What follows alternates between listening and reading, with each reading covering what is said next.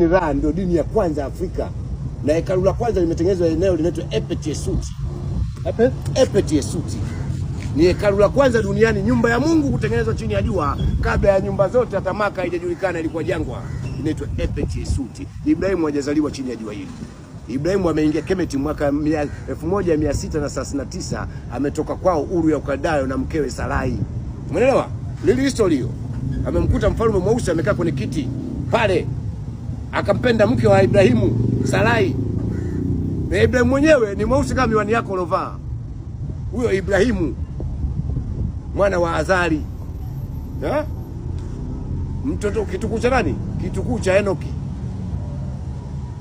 Baba yao ni Mwethiopia kutoka huku Mathusela pamoja na Manase.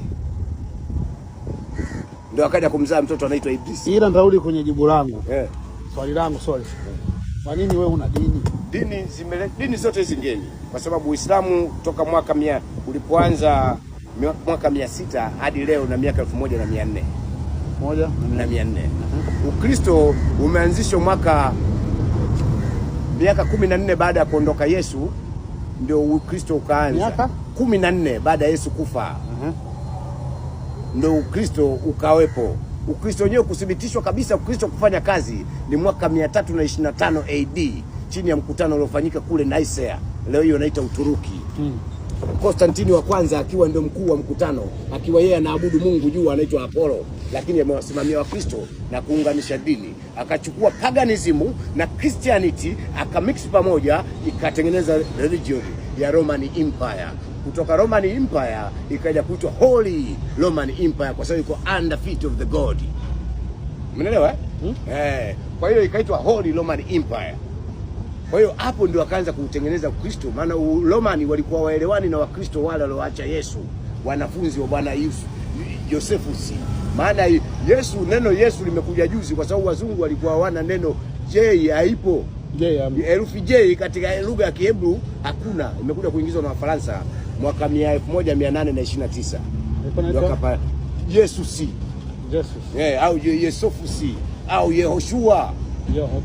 Umeelewa? Wanaanzia na Y. Ndio maana Yusufu leo wanaanza kumuita John kwa sababu wamekuja nini? Wameweka J. Kwa hiyo mimi sitaki dini. Mimi nimesoma dini hizi zote na hadi leo naendelea kusoma. Nimesoma dini ya Confucianism ya Wachina. Nimeona ni man made religion. Umeelewa? Nikaitupa chini. Nikaenda nikaangalia Shinto. Shinto anamwabudu mfalme wa Japani. Nikaona ni man made religion. Umeelewa? Nikaja nikaangalia dini fulani wanaita Ahura Mazda, dini ya Wapersia ni Waajemi. Umeelewa? Ukiona gari yoyote inaitwa Mazda duniani ni jina la Mungu wa Kipersia wa Kiajemi ambao leo wanaitwa Wairani.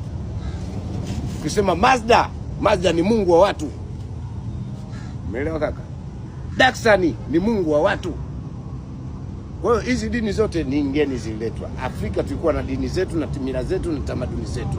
Walipokuja mainveda wakatulazimisha tuingie kwenye dini zao ili watutawale vizuri, tuwe watumwa wanyenyekevu kupitia dini. Imani ya upanga unamaliza watu, uweze kutawala, utatawala majani. Kwa hiyo wakaamua kuleta dini.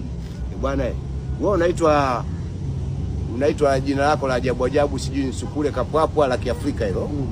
Mzungu anakuambia ukiingia kwenye dini ya Ukristo ili uwe mtu safi inatakiwa uwe na majina mazuri mazuri.